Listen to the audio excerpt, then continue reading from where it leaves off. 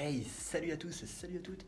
Alors aujourd'hui, petite vidéo un peu spéciale. C'est pas une vidéo comme j'ai l'habitude de faire parce que je sors un peu de ma zone de confort parce que je vais vous faire une vidéo unboxing. Parce qu'aujourd'hui, j'ai reçu enfin mon clavier. Donc mon clavier qui va être plutôt pas mal. Donc je me suis dit que j'allais pouvoir vous le partager parce que je pense que c'est vraiment un clavier de streamer. Si vous voulez streamer, je pense que ce clavier pourrait être intéressant parce qu'il a la particularité d'être un clavier mécanique silencieux. Ouais, c'est assez rare. Et là, on en a un, donc on va pouvoir tester tout ça. Donc je vais vous faire le déballage, il est juste là, je vais vous le montrer. Et du coup, on va pouvoir voir ça ensemble. Vous me direz ce que vous en pensez dans les commentaires. N'hésitez pas aussi à lâcher un petit pouce bleu si ça vous plaît. Donc voilà, on se dit qu'on va faire un test complet de tout ça. Bon, c'est parti. Donc voici le clavier que j'avais avant, donc un clavier classique, un clavier de bureautique, donc qui faisait pas énormément de bruit, on n'entend presque pas les touches. On peut sûrement l'entendre, mais comparé à un clavier mécanique, ça reste assez silencieux. Bon, voilà, c'était un clavier, rien de plus bête, tout ça. Et c'est là qu'intervient le nouveau clavier, donc un Corsair Gaming, le Strafe RGB MX Silent.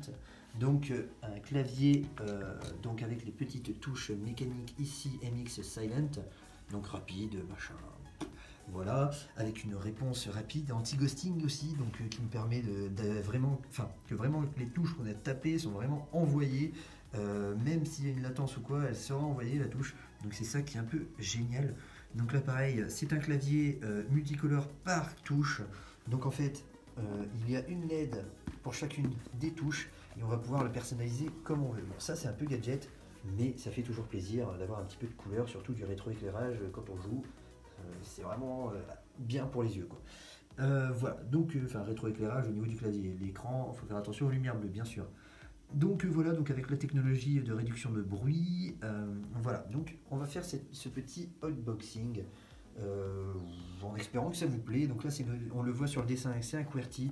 Normalement, quand je vais l'ouvrir, ça va être un AZERTY. Voilà, allons-y. Ah oui, effectivement, hop, il faut c'est un peu. Voilà, allons-y. Tac, alors à quoi ça ressemble là-dessous? Tac, voilà, bon. Ah, ça c'est le repose-poignet. Hop, on va le voir tout de suite. Le repose-poignet qui apparemment est assez confortable. On va essayer de le toucher, voir un peu ce que ça donne au niveau de la texture. Ah, c'est pas mal, ça fait un peu... Tiens, c'est marrant, ça fait un peu caoutchouteux, pourtant c'est du plastique. Bon, je sais pas si on peut voir, il est un peu nervuré, avec un petit motif dessus. Et là, on dirait que ça fait un peu caoutchouteux, pourtant c'est du plastique. Donc au toucher, c'est agréable. Et pourtant, quand tu touches, c'est dur. Bon, c'est bien fait. C'est un repose-poignet, quoi. Voilà, allons-y. Hop, pour la suite. Alors, oui, la suite est très intéressante au niveau des touches. Regardez ce qu'on a. On a affaire à quelques touches pour le clavier, donc des touches texturées. Alors, tac, je vais vous les ouvrir en off. Bon, voici ce que ça donne une fois que les pièces sont ouvertes de ce petit plastique. Alors, c'est des touches. Par contre, à l'œil nu, c'est compliqué de les deviner. Par contre, si on va au niveau de la lumière, là on peut voir la lettre, donc le Q. Voilà, donc on a toutes les touches qui correspondent aux touches qui sont tac, de ce côté-là du clavier. Donc A, Z, E, QSD, pour moi je pense qu'on a ceux-là pour pouvoir les modifier, pour avoir une texture différente et facilement reconnaître les touches en fait, les bonnes touches au bon endroit quand on va mettre les doigts, sans avoir besoin de regarder le clavier et être sûr d'être au bon endroit, quoi. Donc allons-y pour la suite. Ah oui, j'ai oublié de préciser, il donne ce petit outil, là, tac, qui permet de remplacer les touches, hein. Du coup, hop, on détache la touche et on met la nouvelle, on va essayer ça juste après. Donc ce clavier est bien fermé, voilà, et voilà. Oula, je vais me faire de tomber. Voilà. Le clavier, donc touche noire sur fond blanc, le fond blanc contenant toutes les LED. Donc hop, on va retirer de son boîtier. Il pèse son poids quand même, hein. Comparé au clavier que j'ai l'habitude d'avoir, celui-ci pèse un sacré poids quand même. C'est assez impressionnant. Je vais faire tomber la boîte, c'est pas grave. Donc ce clavier comprend ici à l'arrière Hop, si je peux le montrer, voilà, un autre port USB, donc c'est ce à quoi correspond l'un des deux ports ici. En fait, ça permet de brancher directement son autre périphérique dessus, donc c'est ce câble-là, voilà, on peut voir, il y a des petites flèches, je vais essayer de bien vous montrer ça, tac. Les petites flèches qui sont juste au bout de mon doigt, ça veut dire que c'est le passe-câble, ils appellent ça. Donc on branche ça, et en fait c'est juste un raccourci pour aller jusque là, ouf. Voilà, donc on peut brancher directement sa souris. Moi je vais peut-être brancher mon Stream Deck qui est là, directement dessus. Alors, hop, et ça ici on voit bien avec le dessin que c'est la fiche pour recharger le clavier, enfin pour alimenter le clavier quoi. Voilà, donc, que je dise pas de bêtises, c'est pas un clavier sur batterie, hein, attention. Donc je viens de mettre le repose-poignet ici, hein, qui est assez rapide à mettre, et qui, lorsque effectivement on met la main, est plutôt bien positionné et assez long en fait pour que le poignet repose vraiment bien. Vous pouvez voir, hein, là, tac, pour jouer, on est plutôt à l'aise. Voilà, donc après je voulais faire un petit test avec vous. Tac, on va prendre mon vieux clavier, hein, qui normalement c'est même pas la mécanique, donc il devrait être, comment dire, niveau du son devrait faire pas beaucoup de bruit déjà. Et je trouve qu'il y a quand même quelque chose sur le clavier Corsair, hein. Le son, vous allez voir, donc là, je fais la même chose. Là, j'ai l'impression de moins l'entendre en fait. Donc, je sais pas si c'est moi.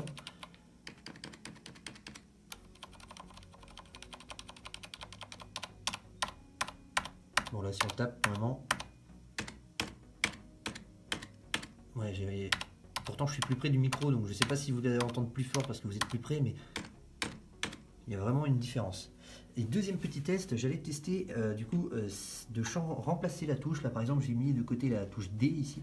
On va essayer de remplacer. Alors de ce que j'ai pu comprendre, c'est assez simple. Il suffit juste de clipser ça et de tirer. Voilà, effectivement, très simple, hein. Je l'ai fait d'une main, j'ai même pas eu besoin de me reposer sur l'autre. Voilà, donc petite touche enlevée. On va mettre la remplaçante. Alors là, il faut faire attention parce que la petite croix doit se retrouver dans la petite croix. Donc ça, c'est un petit peu compliqué, je pense, mais on va essayer en faisant pareil, hein. Je sais pas si... Hop, voilà, j'ai fait une main, hop. Voilà, donc c'est même faisable à une main de le clipser dessus, hein. Voilà, et on va aller la remettre dedans. Ça a l'air de se mettre facilement. Je vais me retirer de cette touche. Hop, hop. Et ouais, effectivement, c'est remplacé. Donc, normalement, là, on voit pas bien que c'est la touche D. Mais, ah, si, avec le reflet, on le voit un petit peu. Mais effectivement, c'est la touche D avec le rétroéclairage. De toute façon, on la verra bien. Il y a un petit rebord de ce côté-là. C'est assez intéressant. Bon, on va tester tout ça. Je le branche. Et on se retrouve tout de suite. Donc mon PC alimente toujours les ports USB, même lorsqu'il est éteint. Et du coup, on peut voir que là, donc effectivement, j'ai le PC d'éteint et le rendu est vraiment plutôt déjà pas mal, quoi. Ça fait vraiment classe, je trouve. Voilà. Tac. Voilà, bon, hop, j'ai mis les petites cales là derrière, les petits trucs à rabattre, hein, comme sur tous les claviers, histoire que mon poignet soit plutôt bien. Et le truc se met plutôt... C'est vraiment pas mal. Ça fait un peu mou. Et je me dis que là les touches, en plus, j'ai changé. Hein, vous avez vu, j'ai mis les ZQSD.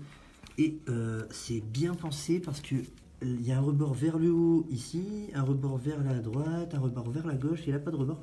Du coup, bah, ta main, si elle se décale, elle se remet bien. Enfin, c'est dur à dire, mais elle se remet au bon endroit, quoi. Donc nous voici sur la page de Corsair Download, donc, qui va nous servir à récupérer le logiciel qui va nous permettre de commander les couleurs, les raccourcis et qu'on va vouloir mettre sur le clavier. Donc il suffit de descendre et de retrouver le clavier qu'on a besoin, enfin l'objet, parce qu'on y a aussi là les souris. Donc moi je vais prendre le Strafe RGB, hein, c'est bien le mien. Tac, je dois rentrer les trucs, mais je m'en moque. Hop, on va mettre suivant. Tac, donc en cliquant en dessous, ça m'a permis de télécharger sans m'inscrire. Voilà, donc on a cet écran donc qui regroupe du coup toutes les périphériques qu'on peut avoir. Voilà. Allons-y pour voir un peu ce qu'on peut faire sur notre clavier, parce que nous on a que le clavier, on n'a pas tout ça. On n'a pas tout le reste. Allons-y. Il y a des choses à faire là-dessus. Il y a pas mal de choses à faire. Hop, on va annuler ça. Bibliothèque d'action. Qu'est-ce que c'est? Ah, c'est la même chose au final. D'accord, c'est une fois que j'ai enregistré une des macros, je peux la sauvegarder. Bon, d'accord, ok. Hop. Effet d'éclairage. Donc là, par défaut, on a l'éclairage arc-en-ciel activé ou désactivé. On peut. Ah oui, d'accord. Et est-ce que je peux changer ça ici? La vitesse, est-ce que je peux le rendre plus lent? Oui, tout à fait. On va le mettre très très lent. Ça rend pas mal, j'aime bien. Et au final, oh d'accord, il y a plein. Oh, il y a pas mal de choses. Alors on va essayer de les tester rapidement. Ondulation arc-en-ciel. Ah d'accord, ça va du bas vers le haut. La visière. Oh. D'accord, ça parcourt le clavier comme ça. De gauche à droite, en changeant de couleur. J'essaie. Tac. Après, en alternance, de quoi? Alternance de quoi? Ah oui, on choisit la couleur? Ah oui, d'accord, on change la couleur. On choisit 4 couleurs qui vont alterner. C'est ce que j'ai pu comprendre. Là, pouf.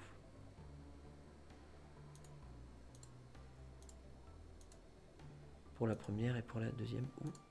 Ah oui, d'accord, c'est bien ça. Pour la première et la deuxième. Je comprends pas tout pour l'instant. Bon, on peut régler la vitesse, on peut régler la couleur. Voilà. Tac, ça fait un petit dégradé de cette couleur-là à cette couleur-là. Ça va, ça rend pas mal. Bon, hop, allons-y, passons au suivant. Pluie.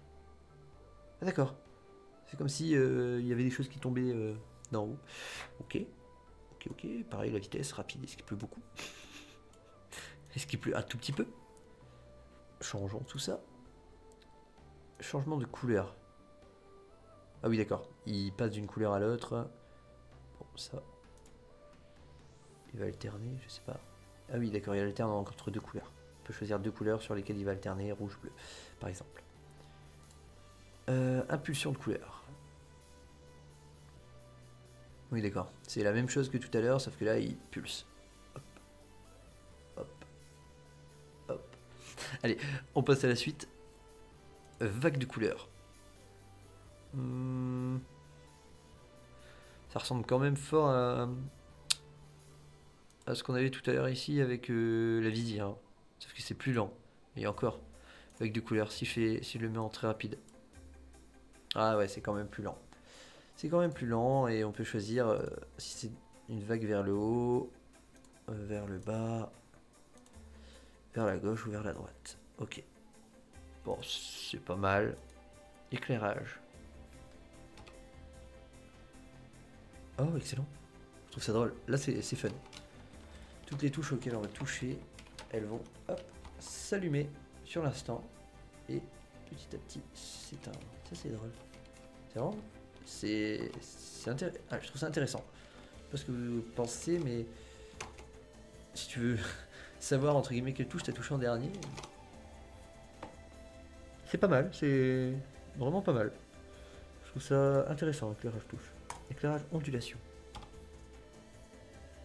Oh, j'aime beaucoup. Oh, ça pulse, enfin ça, on dirait qu'on a mis une goutte d'eau. Ah oui, en rapide comme ça. J'aime bien, j'aime beaucoup. Ok. Ah oui, d'accord, il y a des LED sur le côté. Ah, il y a des LED aussi là, on le voit un peu. Il y a des LED sur le côté, d'accord. Je suis en train de me dire, mince, il y a un truc de luminosité.